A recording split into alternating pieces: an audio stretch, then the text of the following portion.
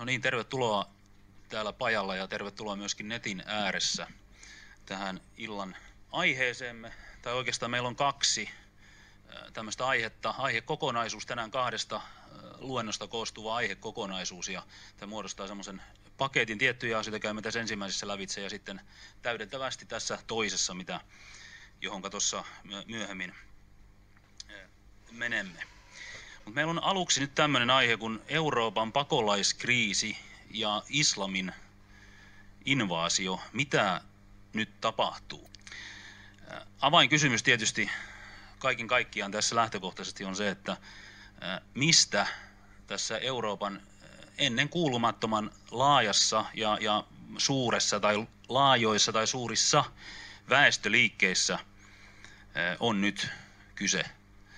Jokainen, joka on lehtiä, uutisia seurannut, muita tiedotusvälineitä, niin ymmärtää ja tietää, että nyt on kysymyksessä siis historiallisen suuret väestöliikehdinnät Euroopassa.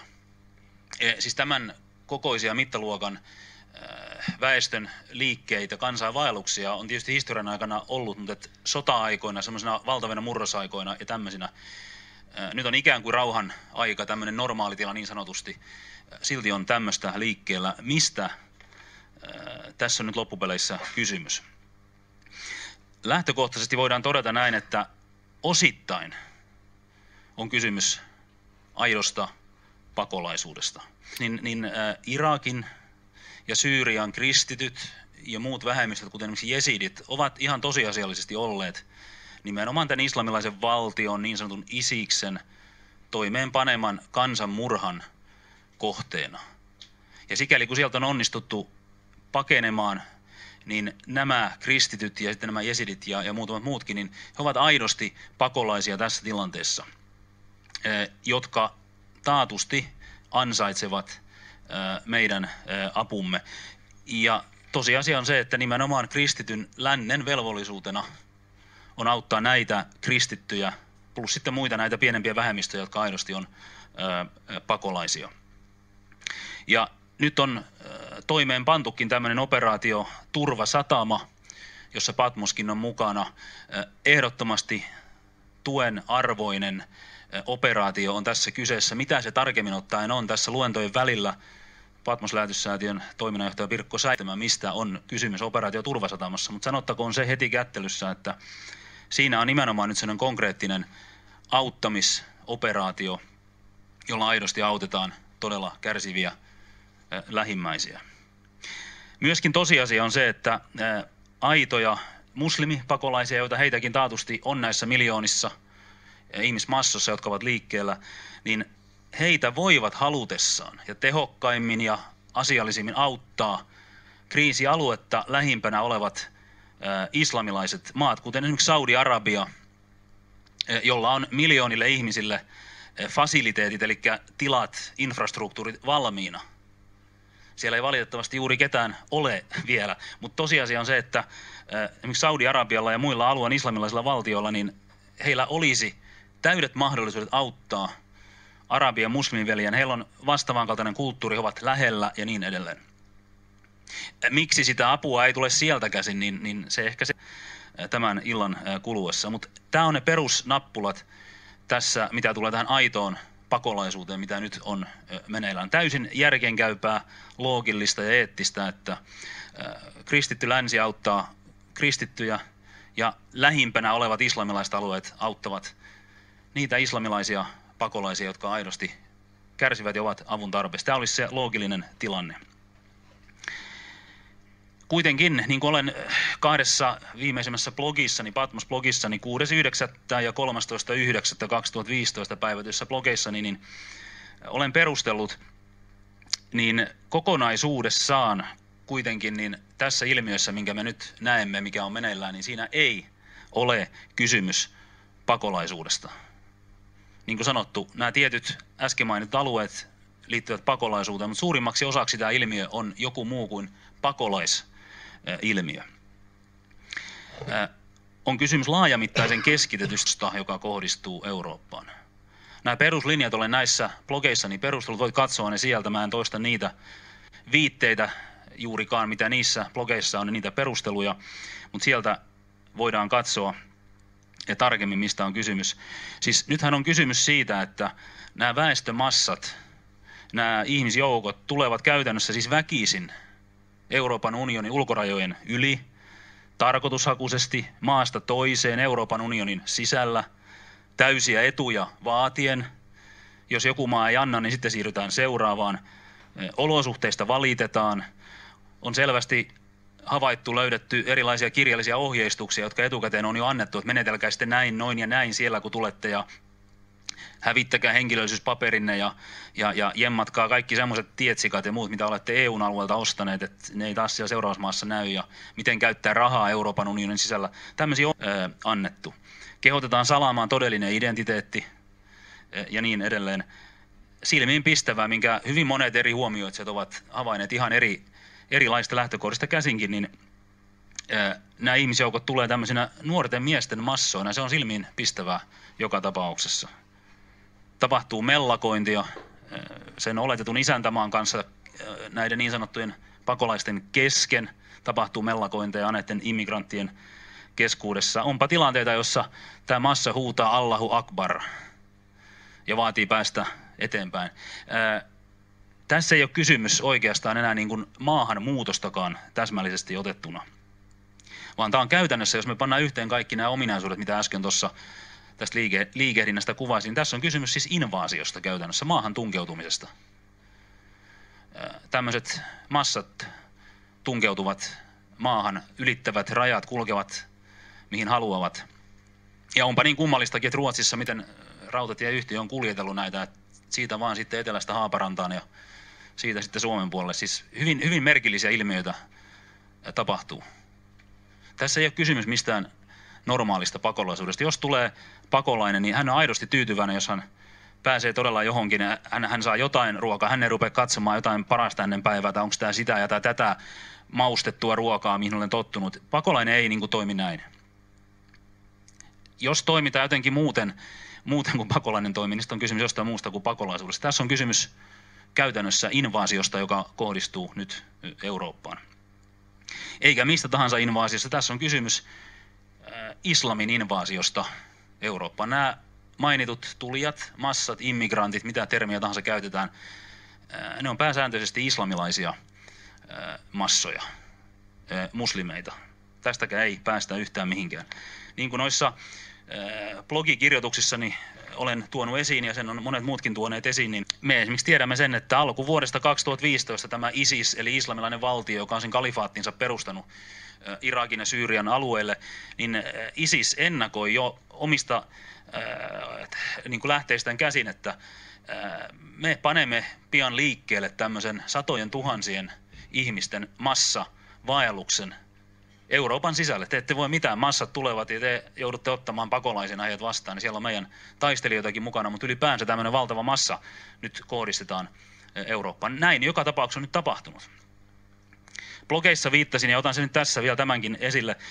Meillä on jonkun verran tietoakin näistä asioista. Esimerkiksi tämmöinen Lontoossa sijaitsevan The Quilliam-säätiön julkaisema, tämän on toimittanut Charlie Winter, helmikuussa 2015 on tämä paperi tullut julki, joka on otsikoitu näin: Libya, the strategic gateway for the Islamic State, eli Libya, strateginen pääväylä islamilaiselle valtiolle. Tässä sitten strategiapaperi, joka tässä nyt tämän Quilliam-säätiön toimittamana on kommenteilla varustettuna. Ja tämä The Quilliam-säätiö, sanottakoon sekin, niin se ei ole mikä tahansa säätiö, siis se on itse islamilainen säätiö, joka pyrkii esiintymään semmoisena, että ääri-islamismilla, siis islamismilla sanan täydessä merkityksessä ei oikeasti ole islamin kanssa mitään tekemistä, että islam on jotain muuta, ja se pyrkii niin kuin informoimaan esimerkiksi brittiläisiä viranomaisia tästä näkökulmasta. No, me voisimme suhtautua kriittisesti nyt kaikkeen tähän, mitä tämä tarkoittaa, mutta joka tapauksessa tämä säätiö on toimittanut nämä Isiksen paperit ulos, ja täällä on esimerkiksi kaavakuvat tässä Isiksen paperissa, jossa on Välimeri, juuri nämä alueet, mistä esimerkiksi veneillä on tultu Välimeren ylitse Libyasta Eurooppaan muun muassa. Ja tässä on selvät strategiat siitä, millä tavalla ISIS suoraan niin kuin neuvoo omiaan, että Eurooppaan pääsee helposti, esiintykää pakolaisina, sillä pääsee läpi, Euroopan rajat vuotaa ja ISIS-taistelijat menevät siinä läpi ja tämä on suoraan niin kuin islamilaisen valtion pyhää sotaa, niin kuin hän sanoo, ristiretkeläisvaltioita vastaan, eli tässä tapauksessa läntistä Eurooppaa vastaan. Tämä on yksi väylä, mistä tämä invaasio käytännössä nyt tosiasiallisesti tulee. No sitten on tämä mun islam-kirja Eurooppa ja Suomi islamisoituvat, mikä tuossa alussa jo näytettiinkin, niin mä olen tässä esimerkiksi perustellut ja tuonut esiin niitä tosiasioita ja dokumentteja siitä, että millä tavalla esimerkiksi tämä islamilaisten maiden yhteistyöjärjestö OIC kansainvälisesti ja suurstrategisesti, siis sehän on YK on yksi merkittävimpiä tämmöisiä niin kuin vaikuttajatahoja, niin on suunnitellut käyttää muun muassa maahanmuuttoa strategisena islamin levittämisen välineenä ja islamin valtapiirin levittämisen välineenä. Siellä on olemassa nämä strategiapaperit. Saudi-Arabia on keskeinen tekijä OICissa. Tässä on jo yksi vastaus siihen, minkä takia nämä pakolaismassat, käytännössä maahanmuuttajamassat eivät suuntaudu Saudi-Arabiaan, vaan ne tulevat kokonaan johonkin muualle, joka on mahdollisimman kaukana heidän lähtöalueellaan. Saudi-Arabia ei halua ottaa vasta näitä immigrantteja, koska Saudi-Arabia katsoo OICin strategisissa asiayhteyksissä, että näillä maahanmuuttajilla on kokonaan niin kuin toinen tarkoitus. Ja se tarkoitus koetaan sitten täällä niin sanotussa kristityssä lännessä. Eli tämä on invaasiovoima. Samalla Saudi-Arabialla on kuitenkin ollut varaa ja intressiä ja mielenkiintoa jatkuvasti rahoittaa uusia moskeijoita esimerkiksi Euroopassa, ja saudit on ilmoittaneet, että no niitä nyt tarvitaan, kun tänne tulee paljon uusia muslimeita, nyt tarvitaan moskeijoita paljon. Kyllä tässä on selkeä strategia, ei nämä tapahdu vahingossa tämmöiset asiat, ei jotain moskeijoita rahoitella tosta vaan, mutta idea on tämä, että ei niinkään mitään aidosti apua tarvitsee lähimmäisiä auteta, mutta rahat pannaan moskeijoiden rakentamiseen muun muassa ympäri Eurooppaa. Tämä on hyvin selkeä kuvio, mistä tässä on kysymys. Siis tämä on pyhän sodan käymisen menetelmä, tämä immigroituminen eli maahan muuttaminen. Samasta on kysymys siinä suurmoskeijan hankkeessakin, mitä nyt Helsinkiin ollaan hankkimassa. Nämä suurmoskeijat on yksi väline pyhän sodan käymisessä ja myöskin sit hyvin vahvasti siihen. Mulla on tässä esimerkiksi hetkinen, milloin tämä on päivätty. Tämä on siis Daily Mail-lehden artikkeli. Niin tämä on 18.9. eli tuore artikkeli 18.9.2015 päivätty Daily Mail-lehden artikkeli, jossa on imaami Muhammad Ayed, joka puhui siis Al-Aqsan Moskovassa moskeijassa Jerusalemissa tuoreesti.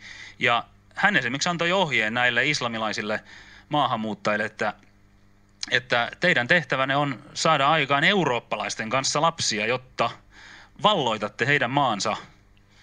Ja sitten imaami vannoo, että me poljemme heidät jalkojemme alle, jos Allah niin tahtoo. Siis tämä on imaamin puhe, että tämä tulee Jerusalemista, mutta siinä nyt selitetään, mistä on kysymys tämmöisen imaamin näkökulmasta.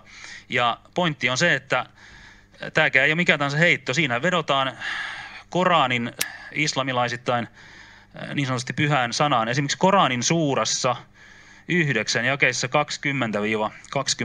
20-22 todetaan näin, mutta täällä on kohtia, jossa selvästi tämmöinen immigraatio, siis maahanmuutto määritellään Allahin palvelemisen välineeksi ja käytännössä ihaninkin välineeksi. Ne, jotka uskovat ja ovat lähteneet kodeistaan kamppaillakseen Jumalan tiellä omaisuudellaan ja hengellään, ovat Jumalan edessä ylhäisempiä. He saavat suuren voiton. Heidän Herransa antaa heille ilosanoman armostaan, suosiostaan ja puutarhoista, joissa heitä odottaa ikuinen autuus. Ja jossa he saavat asua aina ja ikuisesti Jumalan luona on suurin palkka. Sitten voidaan ottaa Koranista esille suurasta 16 ja sieltä jakeet 41-42. Nämä on nimittäin muun muassa niitä tekstejä, mihin tuo kyseinen imaamikin tuossa viittaa ja muutkin, siis islamilaiset teologit ja muut, jotka nimenomaan tästä maahanmuutosta puhuvat tästä näkökulmasta. Niiden, jotka ovat lähteneet pois kotoaan, kun heitä on vainottu Jumalan menestyä tässä maailmassa, mutta tuon puoleisen palkka on vieläkin suurempi. Kumpa he vain tietäisivät. Tämä kuuluu niille, jotka ovat kärsivällisiä ja luottavat Herraansa. Ja sitten vielä suuresta 16 ja 110, mutta niille, jotka lähtivät kodeistaan, kun heitä oli vainottu ja sitten taistelivat ja olivat kärsivällisiä, sinun Herrasi on kaiken tämän jälkeen anteeksi antava armelias ja niin edelleen. Nämä tämmöisinä välähdyksinä siitä, että konservatiivisesti omaan kirjansa uskovat ja luottavat muslimit, islamilaiset, niin he ottavat nämä tosissaan ja katsovat, että tämmöinen immigraatio on todella Allahin palvelemista, se on taistelua, se on jihadiakin ja niin edelleen. Ja tästä on kysymys.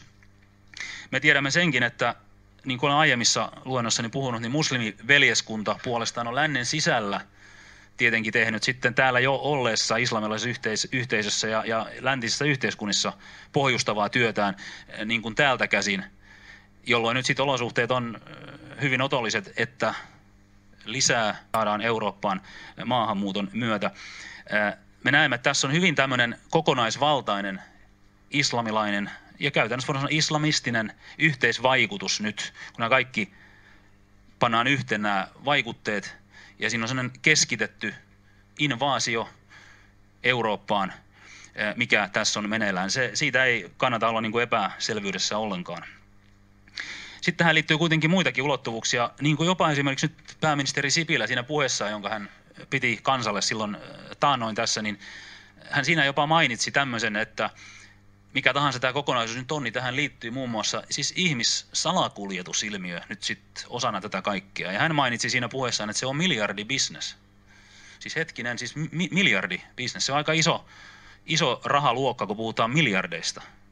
Ja nyt me ymmärrämme senkin, että tämmöiset miljardit, jotka tässä pyörii, niin nekään ei tule ihan tosta vaan yhtäkkiä, vaan täytyy olla semmoisia tahoja, joilla on käytännössä sitten sijoittaa miljardiin ja tehdäkin siinä rahaa, mutta iso raha nyt myöskin on tässä pelissä mukana vahvasti. Me tiedetään, että jollakin oikealla Saudi-Arabilla näillä on miljardeja, mutta tosiasia on se, että ne eivät edes ole ainoita miljardeita, mitkä tässä kokonaisuudessa nyt tällä hetkellä ovat mukana ja pyörivät.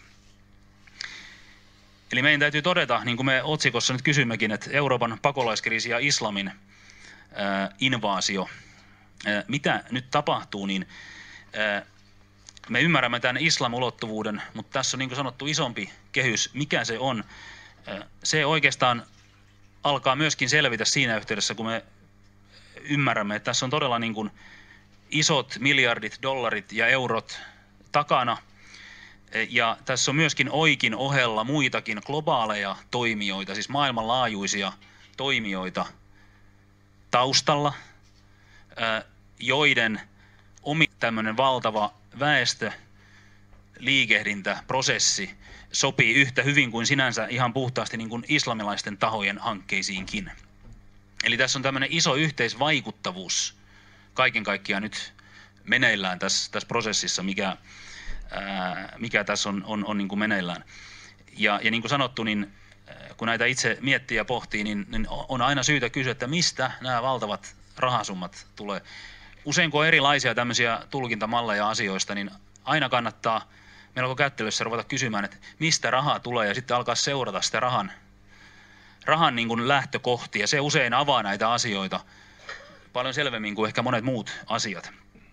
On semmoinen sanontakin, että follow the money, eli että seuraa rahan liikkeitä, niin silloin ehkä kokonaiskuvio alkaa sitä kautta selvitä hyvin selkeästi. Eli mikä tämän invaasion, joka on todellisuutta, niin mikä sen laajempi tausta on.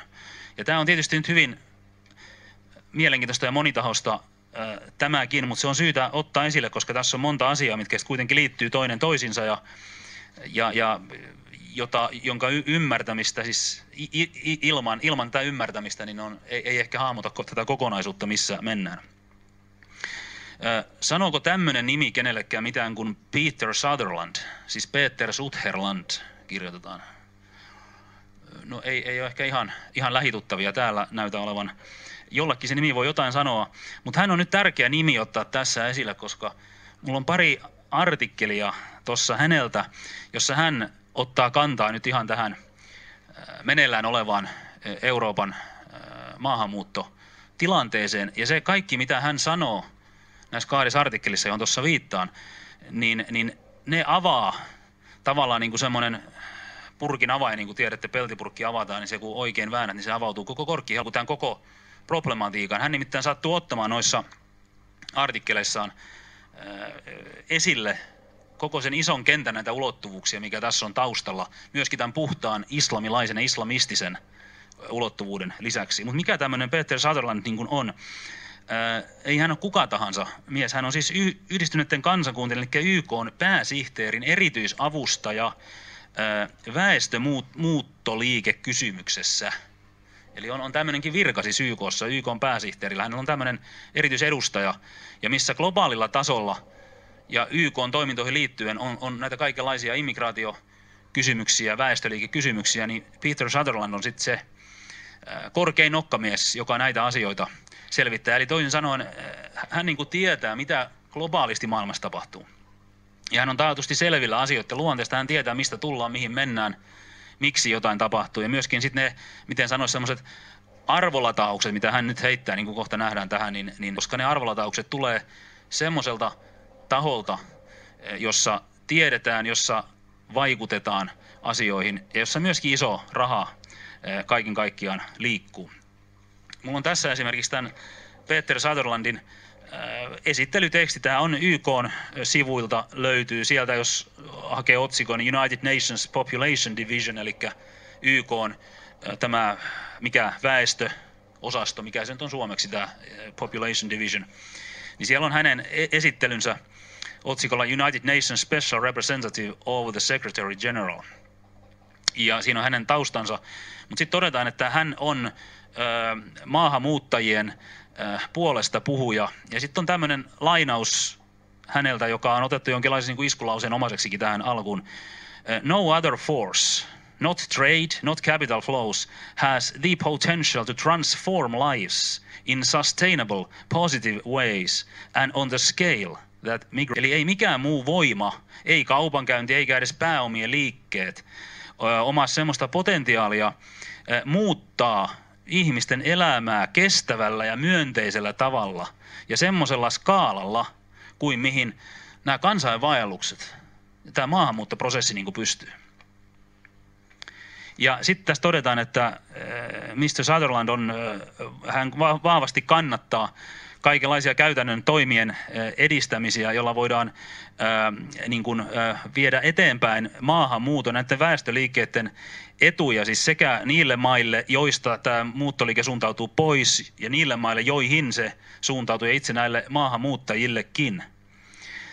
Ja hän myöskin uskoo, että tämmöinen kansainvälinen migraatio, eli väestöliikkeet paikasta toiseen, kansainvälinen kehitys ja ihmisoikeuksien edistyminen, niin ne niin kuin linkittyy toinen toisensa vahvasti. No nyt tästä käy jo heti ilmi esittelystä, että hän joka tapauksessa katsoo, että tämmöinen immigraatio, maasta toiseen meneminen, suurten väestömassojen siirtyminen paikasta toiseen, niin se on joku positiivinen hyvä itsessään, jota tulee edistää sen itsensä takia, koska sekin edistää, siinä tulee nyt se hyvin tämmöinen kuuma iskusana, siis tämä kestävä kehitys, joka on YK:n eri agendoissa hyvin tämmöinen oleellinen termi, niin hän tuossa linkittää tämän siihen jopa, että tämmöistä globaalilla tasolla saadaan eteenpäin, kun tämmöistä väestöliikettä suositaan. Ja tämä on nyt niin kuin ymmärrät jotain muuta kuin pelkästään, että on joku kriisi, mikä pitää hoitaa jollain tavalla mahdollisimman tehokkaasti, vaan tässä on yleinen niin kuin maailmankatsomus, että on hyvä liikutellakin massoja paikasta toiseen ja siitä sitten jotain tämmöistä yleistä hyvää voi paljonkin tulla. Ja se tulee tosta YK:n esittelytekstistä jo selville. Mutta sitten mulla on tässä kesäkuun 21. päivä 2012, eli 3 vuotta sitten päivätty BBC-sivuilta uutinen. Ja tämä on aika vahvaa tekstiä sikäli, että tämä on suhteellisen selkeä samalta Peter Sutherlandilta. Ja se on otsikoitu näin, että EU, eli nyt puhutaan Euroopan unionista, should undermine national homogeneity, says UN Migration Chief. Eli EUn pitäisi heikentää kansallista homogeenisuutta, eli kansallista yhtenäisyyttä, sanoo Yhdistyneiden kansakuntien maahanmuuttopäällikkö, eli migraatiopäällikkö. Eli tässä hän antaa selvän ohjeen, että oikeastaan pitäisi asennoituakin niin, että sikäli kun esimerkiksi nämä vanhat eurooppalaiset kansallisvaltiot on etniskulttuurisesti ja kansallisesti jollain tavalla homogeenisia vieläkin, niin tämä on oikeastaan paha asia, että näin on. Ja tätä homogeenisyyttä pitäisi hyvin vahvasti heikentää nimenomaan Euroopassa. Siis tämä on 2012 tämä mainittu YK:n migraatiopäällikkö. Antaa ihan tämmöisen ohjeen ja lausuman, että näin se tehdä tämä asia. Ja hän vielä sanoi, että EU pitäisi tehdä kaikkensa, siis parhaansa, jotta tämä kansallinen yhdenmukaisuus saataisiin murrettua. Ja hän sanoi näin, että Ja sitten vedotaan tähän, että tämä Euroopan unionin tuleva niin kuin tämmöinen vauraus, niin se oikeastaan riippuu siitä, että Euroopan on pakko tulla entistä monikulttuurisemmaksi. Euroopalle on niin kuin pakko nyt ottaa se multikulturalismin lusikka vielä niin kuin sillä tavalla paremmin käteen kuin mitä tähän asti on ollut. Näin hän sanoo tässä artikkelissaan. No tämä on se lähtökohta. Ja sitten kun tässä kerrotaan vähän kuka hän on, niin mainitaan muun muassa, että hän on ollut aikaisemminkin niin Goldman Sachs kansainvälisen suurpankin johtoon lukeutunut hahmo. Hän on öljyjätti British Petroleumin former chairman niin kuin viroiltaan. No nyt hän on tässä korkeassa YK:n virassa.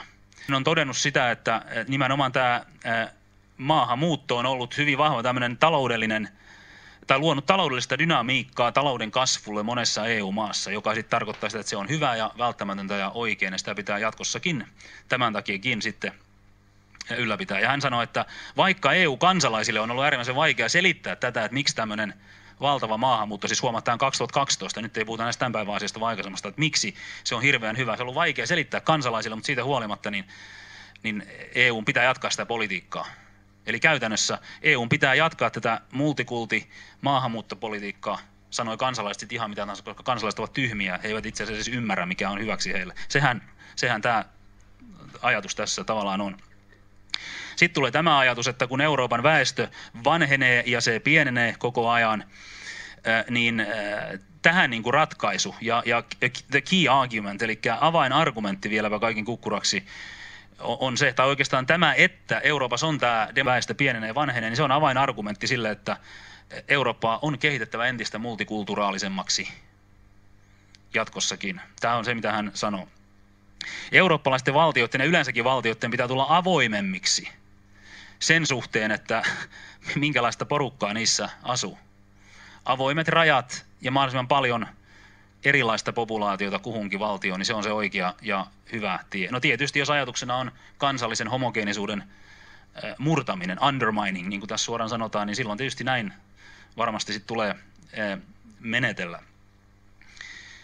Ja niin kuin sanottu, EU pitäisi parhaansa tehdä, että tämmöinen homogeenisuus murtuisi. Sitten on äärimmäisen tärkeää, että kun aikaisemmin on ollut niin, että valtiot itse voivat päättää, ketä ne ottavat, niin tästäkin pitää luopua. Pitää lähteä siitä, että maahanmuuttaja itse valitsee tismalleen, mihin hän menee tai on menemättä.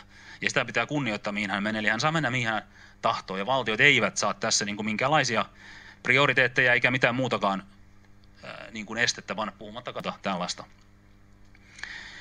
Sitten hän toteaa, että hän vielä kannattaa tämmöistä globaalia näkökulmaa tähän koko kysymykseen. Eli tästä tulee nyt nämä laajemmat perspektiivit esille, että se ei ole pelkästään Eurooppa, tähän liittyy kaikkia muutakin, mutta Eurooppa on nyt näköjään fokuksessa. Sitten hän toteaa, että Britannia ei vaan missään nimessä saa niin kuin luopua siitä perinteisestä statuksestaan tämmöisenä toleranttina ja avoimena yhteiskuntana. Siis perinteisenä sikäli, että kun siellä nyt on sovellettu tätä multikulti-ideologiaa, niin se on nyt se perinteinen tolerantti linja, ja se on äärimmäisen paha, jos Britannia alkaa siihen niin kuin jotain kiristyksiä tehdä, että sitä vaan ei saisi tehdä, että pitäisi tulla entistä tolerantimmaksi ja avoimemmaksi tämän mukaisesti. Mutta sitten on jännä, tässä ihan todetaan tämäkin asia, että tämä Mr. Sutherland, joka on siis YK-päällikkö ja Goldman Sachs pankkiiri ja öljyteollisuuden suuryritysten niin kuin huipulla johtokunnissa ollut, niin hän on myöskin keskeinen osanottaja ollut Bilderberg-ryhmän kokouksissa. Eli Bilderberg-ryhmä, jos läntinen talous, sotilaallinen rahaeliitti kokoontuu vuosittain pohtimaan isoja strategisia kysymyksiä. No siellä on myöskin Peter Sutherland ollut mukana, ja me voimme tietysti ajatella nyt, että mikä on asioiden niin kuin asiayhteys, mitä muuten Bilderberg-ryhmän tämmöisestä internationalistisesta ohjelmasta tiedämme, niin se on tietysti sen sorttinen, että tämä tämmöinen väestöliike, globalistinen ajatustapa, niin se on hyvin lähellä myöskin Bilderbergen ryhmän strategisia näkemyksiä. Ei ole millään tavalla kaukaa haettu, eikä mikään mystillinen ajatus se, että myöskin Peter Sutherland ajaa samalla näissä linjauksissaan sitä, mitä Bilderberg-ryhmä katsoo hyväksi muun muassa Euroopalle. Mutta tässä on siis BBC:n artikkeli, että ei täällä mikään salaperäinen teksti, tässä ei haeta yhtään mitään salaperäisyyksiä. Nämä on kaikki ihan julkisia asioita, ja me tiedetään, missä isoissa kuvioissa näissä liikutaan. Hän painottaa, yksilöllä pitäisi olla enemmän valinnanvapautta ja nimenomaan siinä suhteessa, että mennään maasta toiseen ja niin edelleen. Eli tämä oli siis 3 vuoden takaa. Ja tässä on nyt tämmöisestä lehdestä kuin The Irish Times, siis Sutherland, siis käsittääkseni on irlantilainen itse, niin tässä on The Irish Timesin artikkeli. Tämä on nyt sitten tämän vuoden elokuulta, eli elokuun 17.2015. Ja tämä on semmoisessa yhteydessä, kun hän on ottanut silloin osaa tämmöiseen vuosittaiseen roomalaiskatolisen pyhin vaellukseen Irlannissa. Ja sen yhteydessä hän on myöskin sitten puhunut näistä asioista.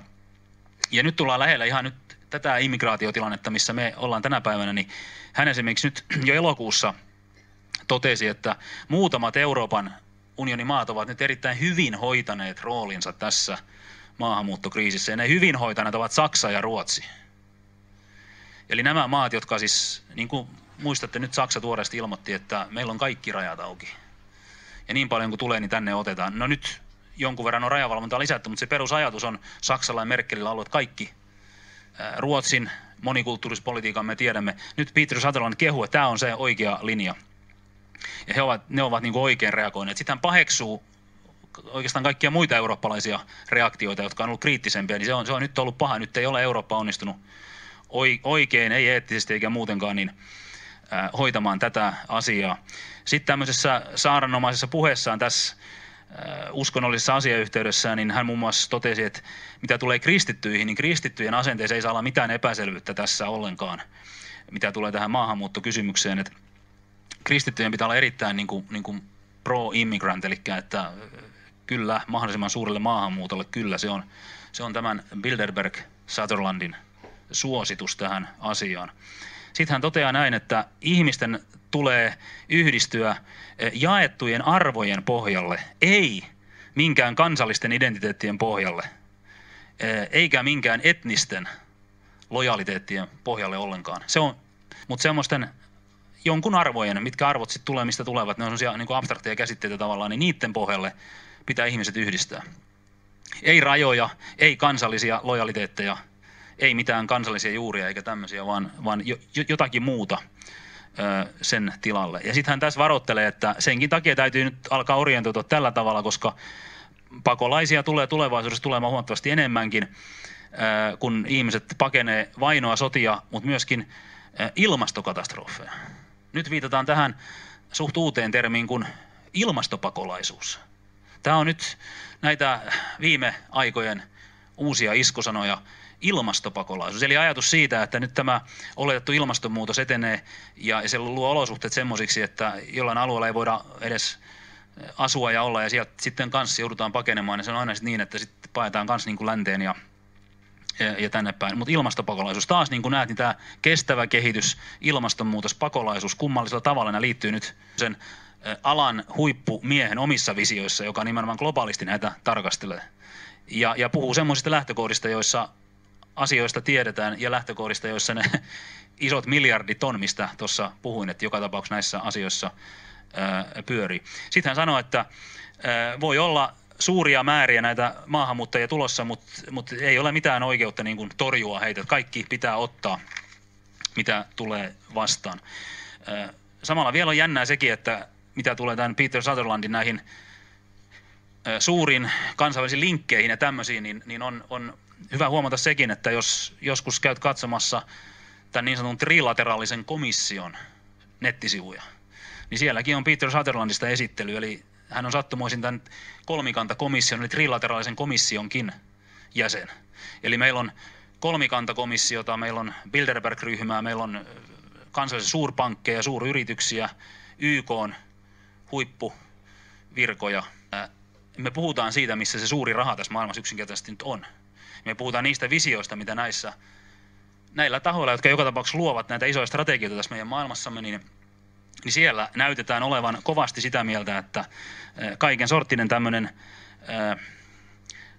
väestömassojen valtava liike on nyt äärimmäisen suotavaa, ja erityisen suotavaa on se, että Euroopan kansalliset kulttuurilliset rakenteet ja juuret murretaan, tämä kansallinen homogeenisuus murretaan, ja ihmisellä ei saa olla mitään kansallista lojaliteettia eikä etnistä lojaliteettia, vaan joku muu tämmöinen globaalimpi lojaliteetti, ja että maahanmuutto auttaa erittäin suuresti nyt tämmöisessä, että tämmöistä muutosta aikaansaada. Ja muista se YK:n esittely, jossa sanottiin Sutherlandin todenneen sen, että ylipäänsä tämä kaikki tämmöinen liikehdintä ja muutos on hyvää itsessään. Eli tässä on tämmöinen isompi näkemys maailmasta, että minkälainen maailma on hyvä, ja sitten on pohdittu välineitä siihen, miten siihen päästään. Ja tämä maahanmuutto, liikuttelu paikasta toiseen, on yksi väline. Tässä tapauksessa muun muassa erittäin tehokas väline Euroopan kaikkien perinteisten kulttuurillisten ja etnisten rakenteiden murtamiseksi pikkuhiljaa ja sitten näköjään kertaheitollakin. Jos jäädään tarkemmin pohtimaan, miettimään, että mitä kaikkea tuossa nyt sanottiin ja pidämme sen mielessämme, niin silloin me näemme, että tämä globaali eliitti, Euroopan unionin, Yhdysvaltojenkin, YK:n ja OIKin, siis OIK, eli tämä islamilaisten maiden yhteistyöjärjestö, niin se on osa tätä maailman globaalia eliittiä käytännössä, niin kaikki nämä näyttävät nyt ajavan ohjelmallista monikulttuurisuutta Eurooppaan ja myöskin USAhan muuten. Meillä on Eurooppa nyt fokuksena, mutta muista se, että Yhdysvalloissa on 30–50 miljoonaa laitonta maahanmuuttajaa. Ja tämä maahanmuuttokysymys on nyt Yhdysvalloissakin noussut erittäin suuresti pinnalle. Koko yhdysvaltalainen yhteiskunta kaikkinensa muuttuu, jos esimerkiksi nämä 10 miljoonat laittomat maahanmuuttajat esimerkiksi niin kuin laillistetaan. Ja tätähän Obamahan on niin kuin sanonut, että hän nimenomaan tähtää tähän, että ne pitäisi laillista tehdä niin kuin, antaa sinne amnesty, eli armahdus heille, josta muun muassa demokraattinen puolue saisi sitten saman tien heti 30–50 miljoonaa uutta äänestäjää hyvän tahdon elenä siitä, että on tämmöinen amnesty tullut ja niin edelleen. Mutta silloin se vanha Yhdysvallat, mikä on tiedetty ja tunnettu, niin sekin loppuu, jos tapahtuu tämmöinen prosessi, että kertaheitolla. Mutta joka tapauksessa niin tämän tyyppisiä muutoksia, tämä globaali eliitti näköjään, joka näihin mainittuihin instansseihin liittyy, niin näyttää ajavan tällä hetkellä. Ja siihen kuuluu tämä vahva tämmöinen maahanmuutto tämän globalismin edistämisen välineenä. Eli voidaan sanoa, että esimerkiksi tämä Bilderberg-ryhmän, joka nyt on ehkä tämmöinen tietysti mielessä laajin näistä mainituista tahoista vaikutukseltaan, niin sen tämmöinen globalistinen väestöpolitiikka tässä on pitkälti taustalla. Nyt tietysti joku nyt pikkasen pihalle, kun ruvettiin puhumaan Bilderberg-ryhmästä ja tämmöisistä, että eikö pitänyt puhua tästä maahanmuuttokriisistä, ja eikö sen syyt ole lähinnä Syyrian kriisissä. Syyriassa on sisällissota ja sieltä nyt lähtee porukka. Eikö tämä pitänyt olla se varsinainen syy, että pysytäänkö aiheessa? No pysytään aiheessa, nimittäin nyt on vaan niin merkillistä, tai ei se mitään merkillistä ole, mutta harvemmin kuitenkaan on todettu, että tämä läntinen eliitti, varsinkin tämän presidentti Obaman johtama USA, mutta myöskin tämä muu eliitti, joita näitä toimijoita äsken juuri mainitsin, niin nämä tahot ovat hyvin keskeisesti olleet synnyttämässä tätä niin sanottua arabikevättä, 2011 alkanutta niin sanotusti demokraattista kansannousua eri arabimaissa, jotka johti siis Muammar Gaddafin kaatumiseen ja Egyptin Hosni Mubarakin kaatumiseen, joten piti johtaa myöskin Bashar al-Assadin hallinnon kaatumiseen Syyriassa, mutta hänen hallinto nyt ei kaatunutkaan.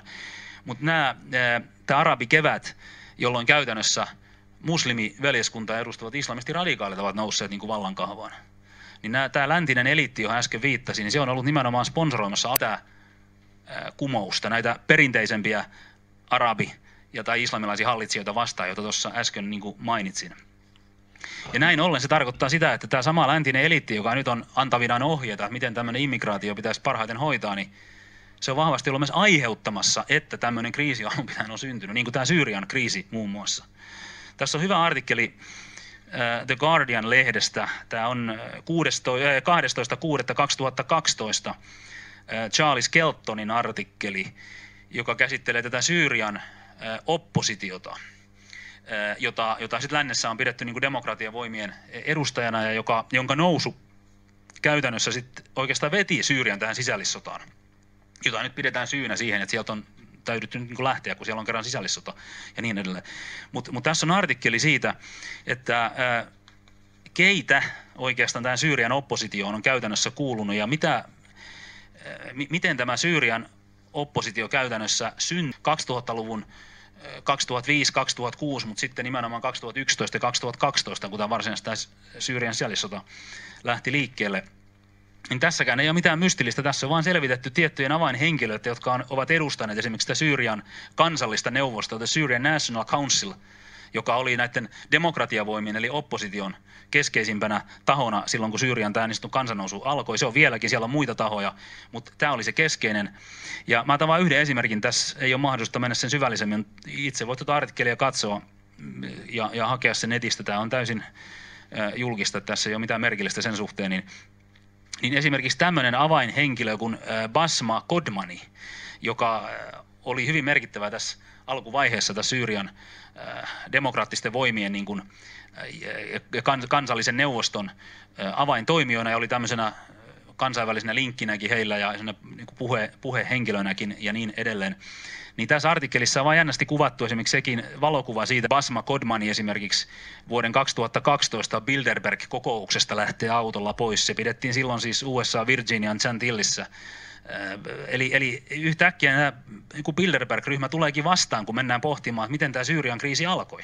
Ei se ollutkaan ihan nyt hölmöä ottaa esille tätä ulottuvuutta, koska nämä Syyrian kriisijuuret tuleekin yhtäkkiä taas näihin tahoihin jännällä tavalla.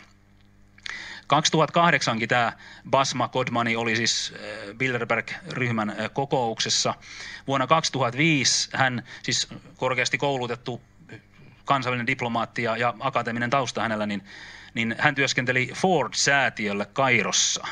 Ford-säätiö tulee kohta tuossa myöhemminkin esille. Sitten hän oli mukana siinä, kun luotiin tämmöinen The Arab Reform Initiative, eli Arabien reformialoite, hanke, jonka puolestaan taas loi tämä niin sanottu Yhdysvaltain ulkomaansuhteiden neuvosto, eli CFR, joka on Bilderberg-ryhmän trilateraalisen komission ohella se kolmas tukijalka tässä internationalistisessa ajattelutavassa, joka pyrkii siis tämmöisen niin kuin maailman alueiden yhdistämiseen ja yhdentämiseen ja pyrkii kriittisesti suhtautumaan sen kansallisuusajatteluun ja tämän tyyppiseen, joka pyrkii muun muassa esimerkiksi Yhdysvaltojen kansallista suvereniteettia heikentämään ja rakentamaan tämmöistä yhteistä maailmaa. Niin se on tämä CFR, niin tämä Syyrian opposition niin kuin juuret tai taustat menee yhtä lailla sinne. Sitten siellä on tämmöisiä eurooppalaisia toimijoita, kuten The Center for European Reform ja sitten The European Council on Foreign Relations, jossa myöskin tämä Syyrian opposition keskeinen henkilö Basma Kodmani on ollut vahvasti mukana. Ja siellä tulee sitten taas vastaan tämmöisiä kuin suurmiljardööri George Soros, joka on tietysti kansainvälisesti tuttu nimi, ja hänen Open Society-säätiönsä, joka taas puolestaan rahoittaa näitä mainittuja aivoriihiä ja niiden ideologista työtä sen niin kuin globaalin maailman aikaansaamiseksi. Ja myöskin niin siellä näihin kaikkiin tahoihin, niin esimerkiksi tämän Syyrian opposition juuret menee. Tässä olisi paljon muutakin, mutta meillä ei ole mahdollisuutta mennä siihen sen tarkemmin, mutta tämä on siis Charlie Skeltonin artikkeli The Syrian Opposition, Who is Doing the Talking, eli kuka puhuu oikeasti. Eli tässä on kysymys siis siitä, että nämä läntiset tahot oikeastaan, ainakin omalta taholtaan, niin olivat vahvasti luomassa tätä Syyrian kriisiä, joka aiheutti tämän nimenomaisen pakolaistilanteen nyt sitten. Ja nyt kuitenkin nämä samat tahot on sitten hoitavinaan sitä, että on se kamalaa, kun maailmassa on tämmöistä, ja nyt pitäisi hoitaa niin, että Eurooppa, nyt teidän täytyy ottaa rajat auki kaikki Eurooppaan. Kysymys ei ole ihan spontaanista kansannoususta Syyriassakaan tietystikään. Venäjällä on sitten oma roolinsa siellä, mutta me ei ehditä siihen niin kuin tänään menemään. Mutta me nähdään, että nämä tahot onkin tässä vahvasti mukana. Eli me nähdään, että tämä suurliikemaailma ja tämmöinen suuri raha käytännössä, kun mainittiin nämä säätiötkin tuossa, niin ne on sitä suurta globaalia suurta rahaa, jolla on miljardeja käyttää erilaisiin hankkeisiin ja niiden tukemiseen. Ne ovat totisesti sitä niin kuin tehneet eri puolilla maailmaa, niin nämä juuret, näidenkin poliittisten tapahtumien ja niiden kriisien alkujuuret, jotka sysää liikkeelle tämmöisiä maahanmuutto-ongelmiakin niin sanotusti, niin menee näihin tahoihin. Ja siellä tulee sitten esille, kun katsotaan, miksi tämmöinen iso raha tämmöisiä on ajavinaan ja ajaa, niin törmätään näihin, että talouskasvu edellyttää laaja maahanmuuttoa. No niinhän siis Peter Sutherland niin kuin sanoi. Ja sitten katsotaan, että kun Euroopan väestö kerran ikääntyy ja vähenee, niin sitten täytyy monikulttuurisuudella niin kuin hoitaa tämmöistä ongelmaa. Ja sitten sitä hoitavat tämmöiset säätiöt, kun siis sekä USA että Euroopassa, kuten esimerkiksi The Ford Foundation. Jos on mikä tahansa radikaali, globaalistinen, kansallisuusmielisyyden vastainen, isänmaallisuuden vastainen, perinteisen konservatiivisen hanke, on se sitten sateenkaarihanke tai jotain muuta tämmöistä vastaavaa, niin siellä on Ford Foundation rahoittamassa kaikkia tämmöisiä hankkeita niin USAssa kuin sitten muuallakin. Ja pelataan miljardeilla. Tämä on yksi taho, mistä nämä miljardit tämmöisen pelien tulee. Ford Foundation on myöskin hyvin oleellisesti USAssa ollut rahoittamassa tätä Amerikkaan kohdistuvaa maahanmuuttoa. Sekä illegaalia että sitten niin kuin tämmöistä laillista. Ja tukenut semmoisia ryhmiä, jotka haluaa niin kuin edistää tätä ja olla tukemassa maahanmuuttoa ja niin edelleen. Niin Ford Foundation on semmoinen, The Rockefeller Foundation. Siis David Rockefeller oli se miljoonamies, joka perusti tämän trilateraalisen komission vuonna 1973. Ja hänen säätiönsä on myöskin vahvasti, tai siis Rockefellerin nimellä toimiva säätiö, niin hyvin vahvasti kaiken tämmöisen radikaalin ja epäpatriottisen toiminnan niin kuin rahoittajana USAssa. Siis ymmärrä ja muista tämä, siis ei voida yksityiskohtiin tässä mennä, kun ei ole aikaa, mutta jos ajatellaan Yhdysvaltoja näitä säätiöitä, niin meillä aina rummuutetaan sitä, että Amerikan oikeistolla on sellaisia liikemiehiä takareita, ja semmoisella oikeistolaisten niin kuin Kohin veljesten rahoilla pyöritetään asioita. Joo, Amerikassa on konservatiivisia aivoriihiä ja niillä on jonkun verran rahaa, mutta oletko selvillä siitä, että näillä vasemmiston hankkeita tukevilla säätiöillä, joista ovat nyt merkittävimpiä Ford Foundation, Rockefeller Foundation, George Soros ja hänen Open Society Foundation, niin näiden rahavarat on niin paljon suurempia, että pannaan nolla aina perään siihen, mitä on näillä konservatiivisilla säätiöillä. Että jos joku mällää suurella rahalla, niin se on tämä punavihreä vasemmisto USAssa, plus siihen sitten valtion rahoitus vielä, varsinkin Obaman aikana tueksi. Tällä on lopattu ilmastonmuutosta, tällä on lopattu sateenkaarivallankumousta, tällä lopataan immigraatiota, tällä lopataan sitä, että tavallinen kansalainen ei saa asetta kantaa, pitää olla vain valtiolla kaikki aseet. Tällä lopataan käytännössä myöskin sitä, että ei saisi olla oikeastaan yksityiskoulujakaan mielellään, vaan valtion kouluja ja sitä kautta tämmöistä vasemmistolaista propagandaa sinne. Nämä säätiöt rahoittaa semmoista ja niillä on rahaa näillä säätiöillä, niin käytännössä, kun siellähän siis on nämä, paljonko säätiöillä on varallisuutta, niin sehän on julkista tietoa, että ei ole mikään salaperäinen heitto, niin näitäkin on tutkittu, niin näillä on siis ratkaisusti enemmän rahaa käytössä näillä säätiöillä kuin esimerkiksi tämmöisillä oikeistolaisilla konservatiivisilla säätiöillä. Tämä kannattaa seurauksena muistaa, kun Hesaristakin lukee, että Amerikan oikeista tai jonkun kampanjan tämmöisillä liikemiesten rahoilla pyörittää, niin vielä kovemmat miljardimiehet ja bisnesmiehet on Amerikan vasemmiston takana. Se, että miksi sitten tämmöiset niin sanotut suurkapitalistit on vasemmistolaisten hankkeiden ja tämmöisen immigraatio- ja muun hankkeiden takana, niin sekin on oma tarinansa taas. Mutta näin tosiasiallisesti nyt kuitenkin on. Ja nämä nimet on keskeisiä. Sitten on tämmöinen kuin Tides Foundation, siis Tides Foundation, joka on äärettömän merkittävä, koska se tavallaan niin kuin tekee sen, että sinne voi eri tahot sijoittaa rahaa ja se käytännössä vähän niin kuin pesee sitä rahaa, että sitten kun Tides Foundation tukee sitä ja tätä, niin ei välttämättä tiedetä, että kuka se alkuperäinen tukija on. Se tulee tämän kautta. Ja tämä on oikeastaan sellainen verkosto, jonka kautta myöskin kaikkia näitä radikaaleja hankkeita, kuten tuetaan, niin näillä säätiöillä on sitten niin kuin tukensa ympäri maailmaa ja myöskin Eurooppaan yhtä lailla.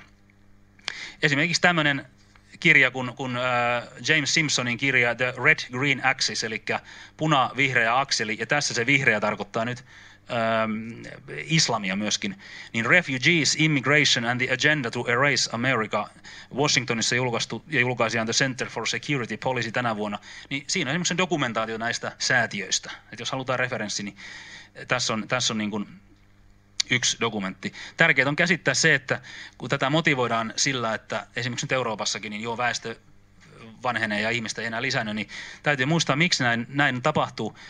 Esimerkiksi tämä niin sanottu seksuaalivallankumous, joka on perinteisen avioliiton ja perheen ja perhearvot vetänyt kaikki lokaan, niin se on ollut yksi keskeinen syy, minkä takia esimerkiksi sitten lasten hankkiminen on jäänyt kokonaan, kun on menty pelkälle viihteelle ja niin edelleen. Se on yksi syy siihen, miksi Eurooppa on alkanut yksinkertaisesti mennä siihen suuntaan, että väestö ei kasva.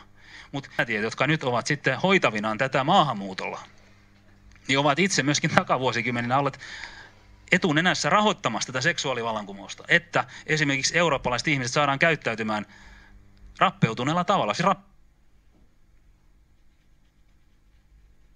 rappeutuneella siinä mielessä, että syntyy seurauksena se, että Euroopan kansat alkaa yksinkertaisesti heikentyä. Tuetaan semmoista, ja sitten kun oireet alkavat näkyä, niin sitten vielä pahennetaan sitä mukaan sitä oiretta hoidettaessa. Joo, nyt sitten luodaan todella multikulttuurinen yhteiskunta, ja talous tarvitsee nyt vähän tämmöistä. Tämmöinen peli on meneillään. Ja tämä kokonaisuus tässä on myöskin vahvasti taustalla. Sitten tässä on tämä avoimet valtiot tai avoimet rajat, eli tämä open borders-ideologia.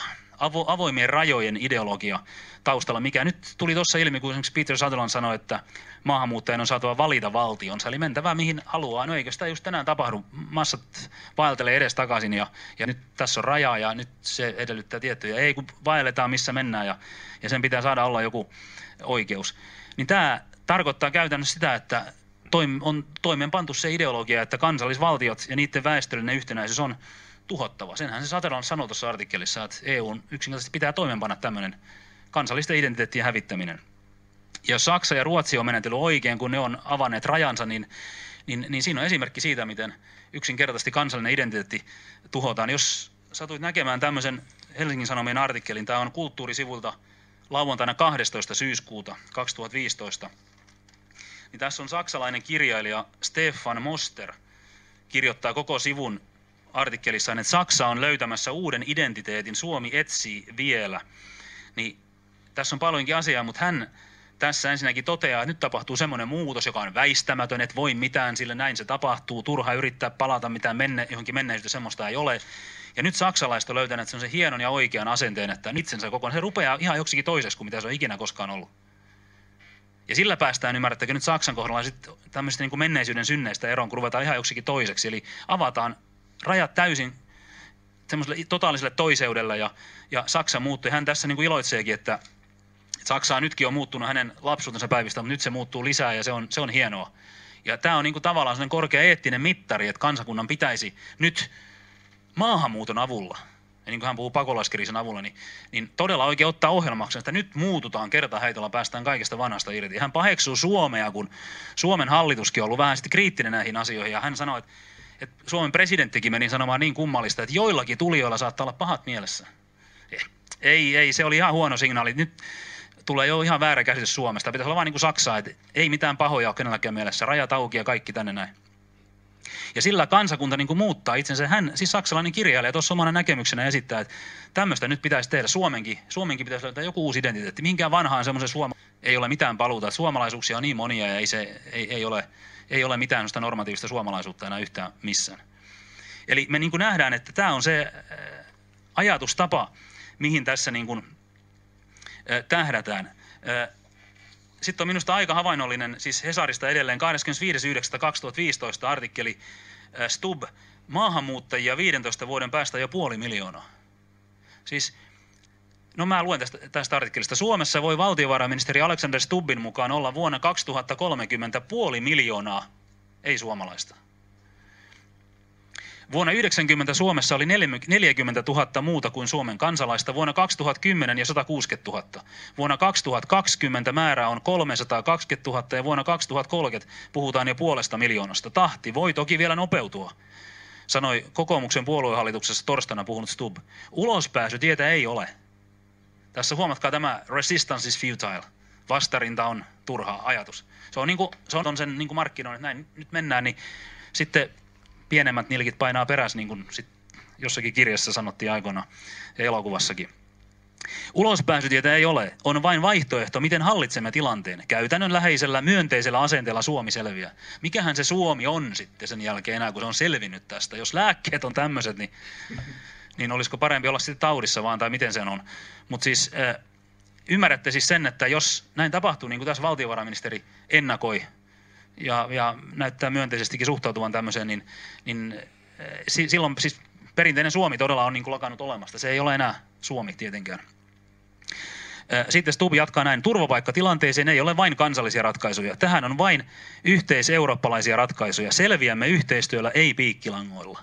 Täällä lienee viittaus Unkarin, jossa siellä on ollut vähän erilaista asennetta. Siellä on pidetty rajoista kiinni sopimusten ja pykälien mukaisesti, että valtio sentään huolehtii rajoista ja muuta, mutta tässä on ironista sanoa, terävä piikki niitä kohtaa, jotka kumminkin. EUlle maahanmuuttokriisi on Stubbin mukaan samanlainen kohtalon hetki kuin EUn edeltäjän EEC:n perustaminen. Nyt tässä tulee sekin ajatus, että niin kuin ymmärretään, niin tämän pakolaiskriisin myötä myöskin taas tullaan sanomaan, että ei EU pärjää tämmöisenä, että on kansallisvaltiota. Pitää luoda yksi liittovaltio, yksi valtio vaan, rajaton EU, ja sitten se pystyy taas jotenkin niin kuin näihin. Ja se avaa sitten rajansa, ja sitten kaikki tervetuloa ja niin edelleen. Eli tämä on taas sellainen vipuvarsi EU:nkin tiivistämisen tämä pakolaiskriisi. Eli taas päästään lähemmäs sitä, mistä Peter Sutherland niin kuin sanoi tuossa, että pitäisi EU:ssa oikeastaan niin kuin menetelläkin. Ja sitten ajatus, että kansallisten ja etnisten lojaliteettien ei pidä yhdistää ihmisiä, vaan yhteisten arvojen. Niin tämä on myöskin nyt sitä ohjelmallista antirasismia, josta mä tuossa omassa islam-kirjassanikin sivulla 93-94 puhun, jossa Suomen hallitus 2011-2005 vallassa ollut hallitus, niin kuin muistatte, niin sehän otti ohjelmakseen kitkeä rasismin Suomesta. Ja jos muistatte tarkkaan, niin sillä hallituksella oli tänne maahanmuuttopoliittinen analyysi, siis siellä 5 vuotta sitten, jossa todettiin, että tämmöisellä maahanmuuttotahdilla Suomi ei pärjää, että pitää siis todella ottaa paljon enemmän maahanmuuttajia, mutta se edellyttää, että rasismi kitketään Suomesta kokonaan pois. Jos kaikki kansallismielinen ajattelu on rasismia ja niin edelleen, niin tämähän tarkoittaa sitä, että todella täytyy tämmöinen totaalinen niin kuin muutos tehdä. Niin kuin saksalainen kirjailija suosittelee tai joku Peter Sutherland suosittelee. Mutta meidän hallituskin jo silloin, 2011 aloittanut Kataisen hallitus, niin sitoutui tämmöiseen hankkeeseen. Mulla on noita viitteitä tuossa islamikirjassa, voit siitä katsoa. Mutta se perusajatus on siis se, että kansallisvaltiot, kansallisuusaate ja kaikenlainen patriotismi on hävitettävä. Ja ihmismassat on irrotettava perinteisistä juuristaan, jotta siis tuloksena olisi tämmöinen yksittäisten sosiaalisten atomien, joita nyt on tapana kutsua yksilöksi, niiden juureton massa, jota on helpompi hallita niin keskitetyn taloudellisesti kuin yhteiskunnallisestikin. Ymmärrätkö tämän perusajatuksen? Miksi tämmöinen vaiva tämmöiseen kaikkeen? Siis jos vaikka eurooppalaisiakin, ne saadaan siis, tai ylipäänsä ihmiset saadaan juurettomiksi, että ihmiset ei ole mistään kotoisin, ei ole mitään maaperää, ei ole mitään juurta, sä olet yhtä hyvin siellä täällä kuin tuollakin, et oikeastaan tiedä kuka sä olet, eikä ole niin väliäkään, kunhan sä olet vain yksilö, joka maksimoi onnellisuuttaan tai mielihyvänsä, niin se riittää. Sitten tämmöisellä kansainvälisellä suurbisneksellä, mielellään sitten keskitetysti, hallitusti kaiken kaikkiaan vielä, niin niillä on sitten tarjota sulle semmoista kulutettavaa tai ostettavaa tai viihdyttävää tai muuta, kaikkea tämmöistä. Ja sinut saadaan sitten pyörittämään niin kuin tätä hommaa tehokkaammin kuin silloin, jos sulla on jotakin muutakin, jos sulla on juuret, jos sulla on usko, jos sulla on perinteinen konservatiivinen kristillinen usko, joka vielä katsoo, että ei ole niin kuin suurempaa Herraa kuin taivaan Jumala, ei mikään inhimillinen taho saa tulla siihen sentään ja niin edelleen.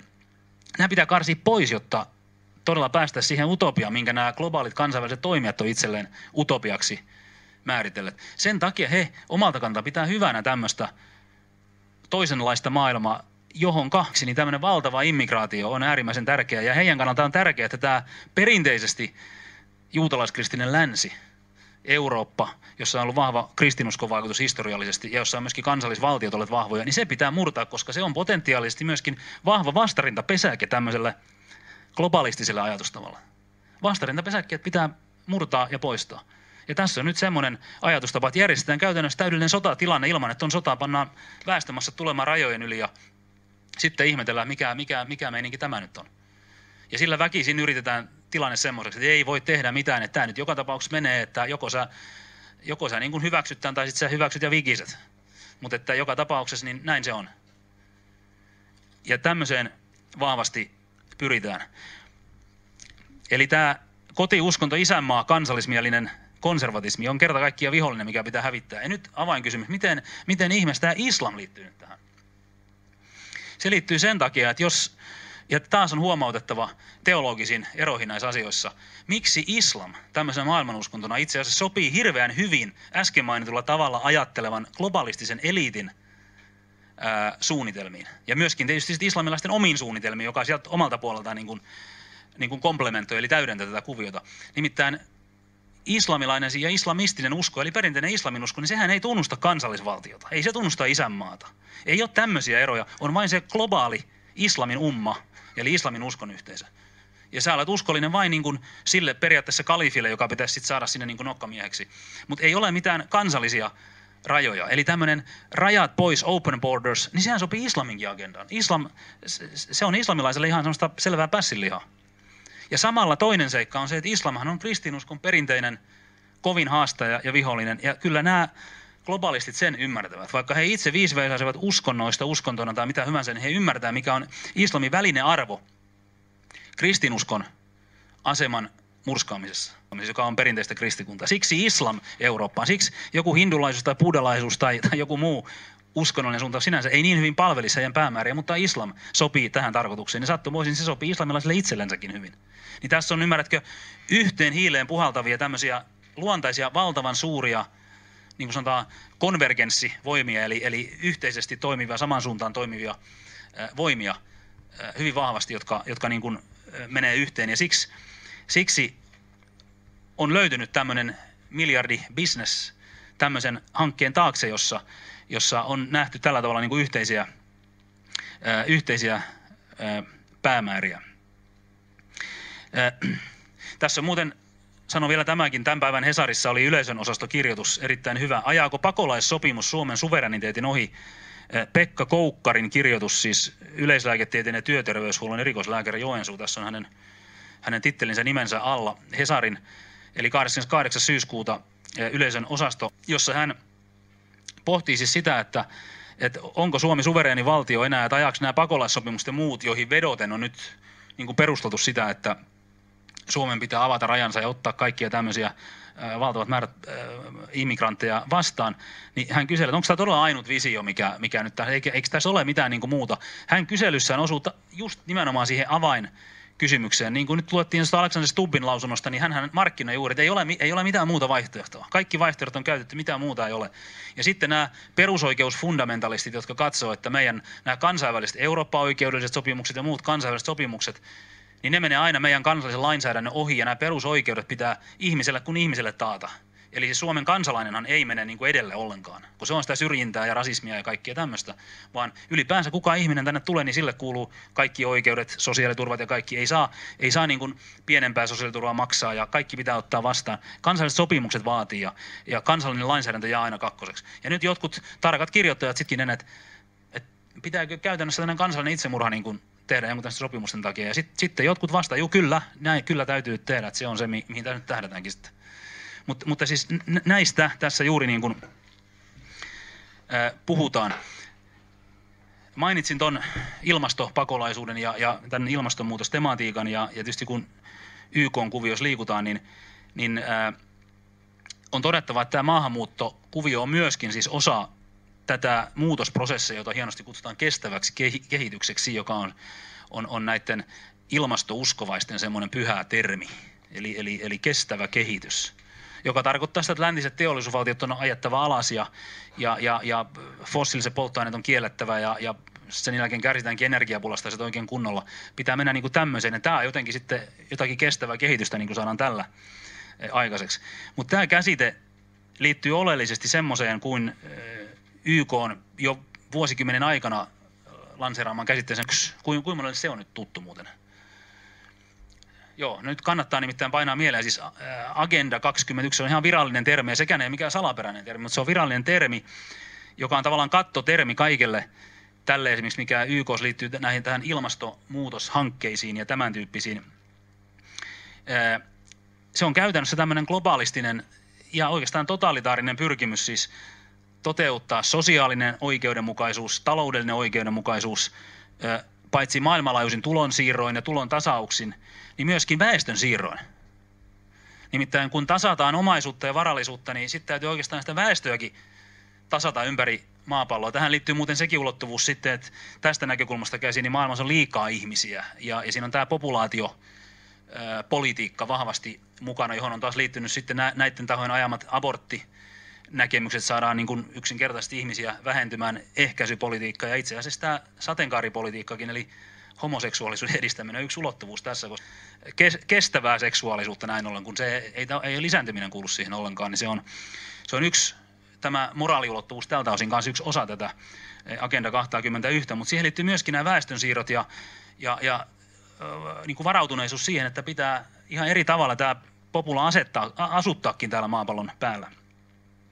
Ja tämä on hyvä siis muistaa, siis kun tätä Agenda 21 siis oli Rion ilmastokokousta vuonna 1992, sitten oli Kiotoa ja sitten on näitä muita kokouksia ollut, ja nyt muuten parhaillaankin YK:ssa juuri ihan näinä päivinä lanseerattiin näitä linjauksia, ja nyt joulukuun alussa Pariisissahan alkaa se varsinainen YK:n ilmastokokous, jossa hyvin pitkälle tulevaisuuteen nyt sitten näitä kestävän kehityksen linjauksia niputetaan. Eli seuraa muuten tarkkaan näitä nyt ihan tästä tulevina kuukausina. Sieltä tulee monennäköistä mielenkiintoista näihinkin asioihin liittyvää vastaan, kun nämä asiat etenee.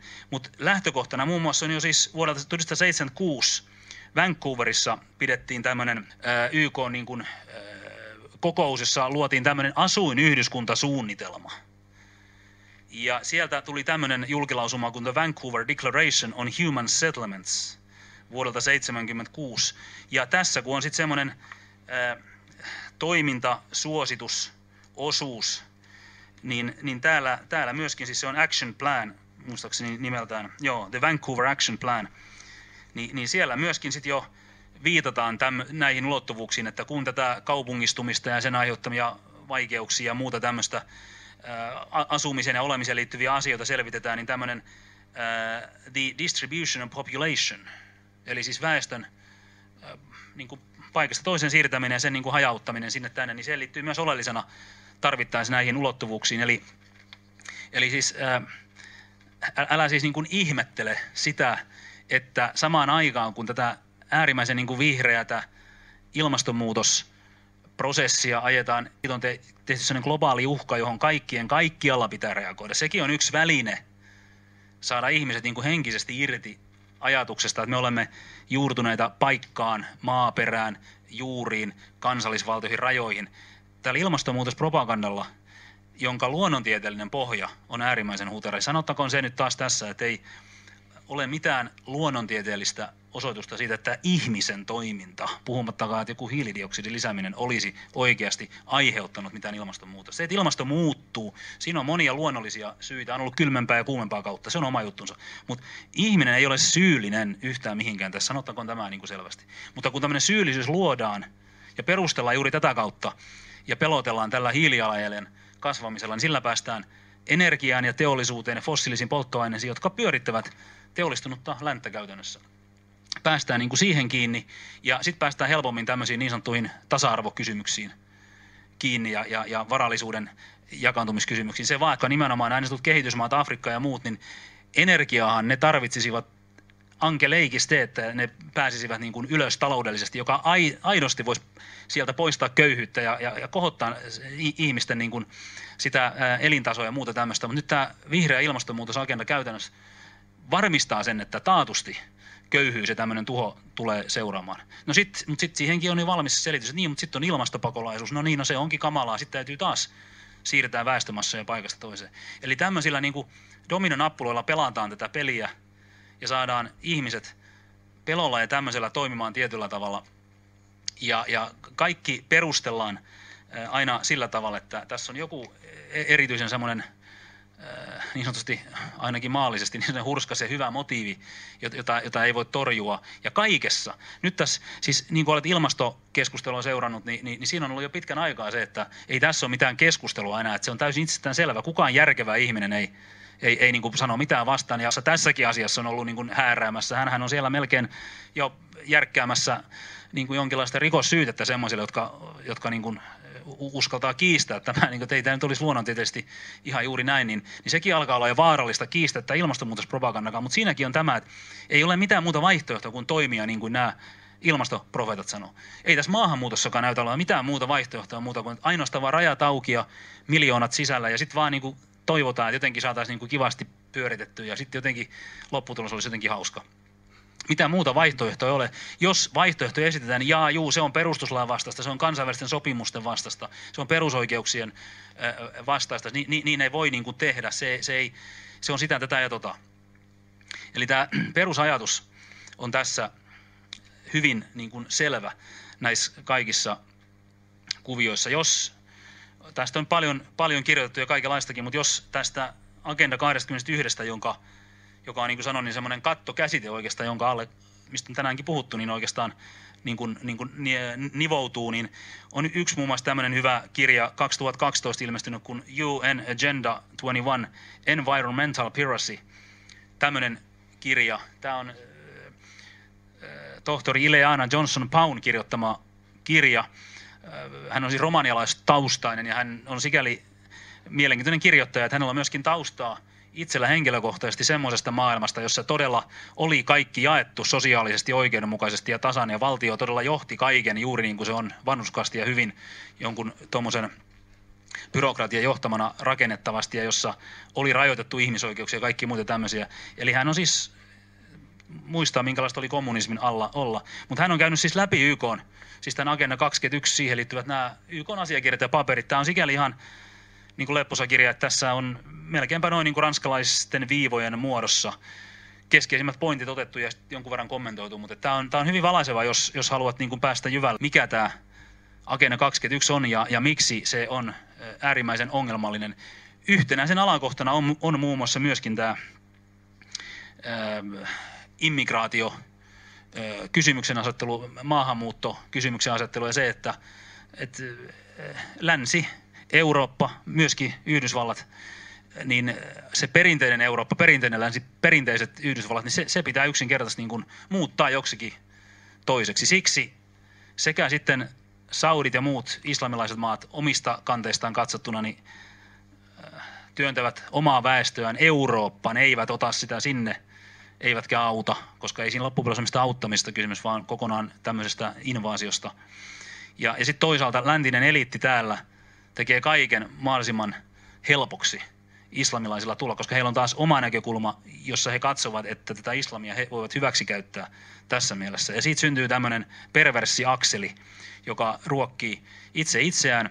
Niin kuin nähtiin, niin ihan tuolla huipputasolla näköjään on hyvin vahvasti linkittynyt aina muutamiin nimiin, aina muutamiin organisaatioihin, aina muutamiin tämmöisiin kokonaisuuksiin, jotka voit niin kuin päältä katsoa koko tämän pallon tilannetta.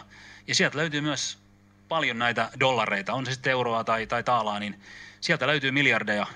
Voidaan tukea sitä, voidaan tukea tätä ja voidaan rakentaa sitä ja tätä semmoista niin kuin rintamajärjestöä, joka on ajavina jotain muuta, mutta ajaa oikeasti tätä ja tuota.